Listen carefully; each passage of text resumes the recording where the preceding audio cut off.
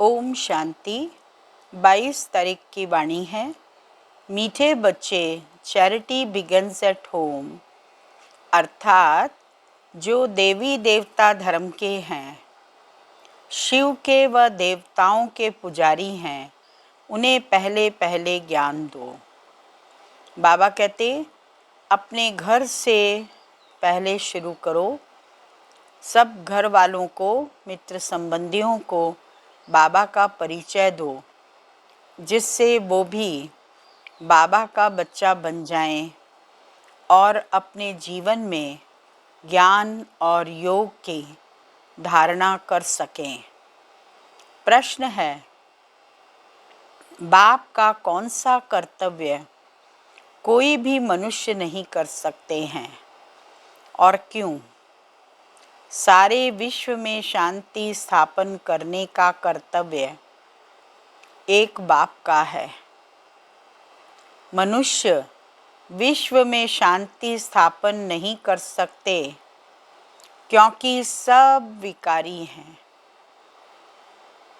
शांति की स्थापना तब हो जब बाप को जाने और पवित्र बने। बाबा को न जानने के कारण निधन के बन गए हैं। गीत बजा है, मरना तेरी गली में, जीना तेरी गली में। ओम शांति का अर्थ भी घड़ी घड़ी बताना पड़े, क्योंकि ओम शांति का अर्थ कोई भी नहीं जानते। जैसे घड़ी घड़ी बोलना पड़ता है, मन मना भव, मन को भगवान में लगाओ, अर्थात बेहद के बाप को याद करो। ओम का अर्थ कह देते हैं। ओम माना भगवान। बाप कहते हैं ओम अर्थात मैं आत्मा, यह मेरा शरीर। परम पिता परमात्मा भी कहते हैं ओम, मैं भी आत्मा हूँ। मैं आत्मा परम धाम की रहने वाली हूँ। तुम आत्माएं जन्म मरण के चक्कर में आती हो, मैं नहीं आता हूँ। फिर भी तुम आत्माओं को ज्ञान सुनाने के लिए मुझे साकार तन का आधार लेना पड़ता है। तब मैं आकर तुम्हें सृष्टि के आदि मध्य अंत का ज्ञान सुनाता हूँ। तुमको खुशी होती है, बाबा हमको स्वर्गवासी बनाते हैं। जो कल्प पहले स्वर्गवासी बने हैं, वही अब बनेंगे। ब्राह्मण बनने बिगर देवता कभी बन नहीं सकेंगे। यह समझने की बातें हैं। अभी तो भारत में कोई कला नहीं रही है, किसको भी पता नहीं पड़ता है। कुंभकर्ण की नींद में सोए पड़े हैं। तुमको बाप ने अभी जगाया है। तुम यहाँ आए हो स्वर्गवासी बनने। सिवाय बाप के और कोई बना नहीं सकते। स्वर्ग कहा जाता है सतयुग को, नरक कहा जाता है कलयुग को। यथा राजा रानी तथा प्रजा, अभी सब विकार से पैदा होते हैं। देवताएं कभी विकार से पुनर्जन्म नहीं लेते। बच्चे अभी बाप से पवित्र रहने की प्रतिज्ञा करते हैं कि हम अपना जीवन पवित्र बिताएंगे, लेकिन चलते चलते हार खा लेते हैं। फिर की कमाई चट हो जाती है। बड़े जोर से चोट लगती है, जैसे किसी ने ऊपर से नीचे फेंक दिया हो।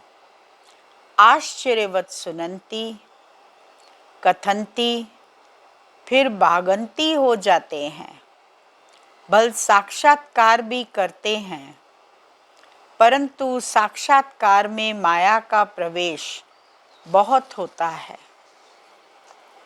साक्षात्कार करते हैं, परंतु माया की प्रवेशता हो जाती है। साक्षात्कार किया पर ज्ञान नहीं है तो परमात्मा को कैसे पहचानेंगे। जैसे रेडियो में एक दो की बात सुन नहीं सके, इसीलिए बीच में गड़बड़ कर देते हैं। यह भी ऐसे है।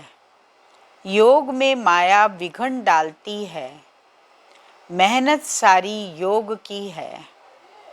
भारत का प्राचीन योग गाया हुआ है।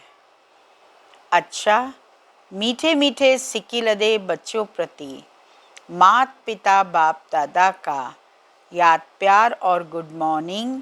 रूहानी बाप की रूहानी बच्चों को नमस्ते और रूहानी बच्चों की रूहानी बाबा को याद प्यार गुड मॉर्निंग नमस्ते। मुख्य सार है पहला पॉइंट, एक बाप से सच्ची प्रीत रख, सच्चा सच्चा पांडव बनना है। मौत सामने खड़ा है, इसीलिए पवित्र बन, पवित्र दुनिया का मालिक बनना है। दूसरा पॉइंट है, काम महाशत्रु जो आदि मध्यंत दुख देता है, उस पर जीत प्राप्त कर पावन बनना है। याद से विकारों की खाद निकाल आत्मा को गोल्डन एजेड बनाना है। वरदान है, मर जीवे जन्म की स्मृति द्वारा कर्म बंधन को संबंध में परिवर्तन करने वाले परोपकारी भव। लौकिक कर्म बंधन का संबंध अब मर जीवे जन्म के कारण श्रीमत के आधार पर सेवा के संबंध का आधार है। कर्म बंधन नहीं, सेवा का संबंध है। सेवा के संबंध में वैरायटी प्रकार की आत्माओं का ज्ञान धारण कर चलेंगे तो बंधन में तंग नहीं होंगे।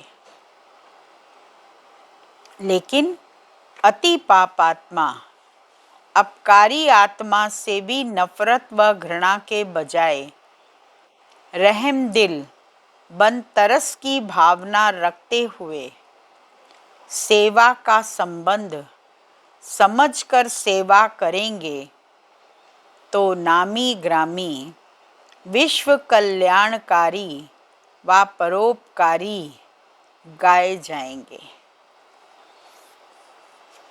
स्लोगन है, समय व परिस्थिति प्रमाण वैराग्य आया तो यह भी अल्पकाल का वैराग्य है।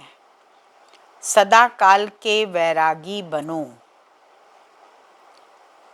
आज का अव्यक्ति इशारा है, किसी भी प्रकार का विघन व समस्या अथवा माया का वार नहीं है, लेकिन खेल के समान अनुभव हो तो खेल समझने से खुशी खुशी पार कर लेंगे और अवस्था एक रस रहेगी।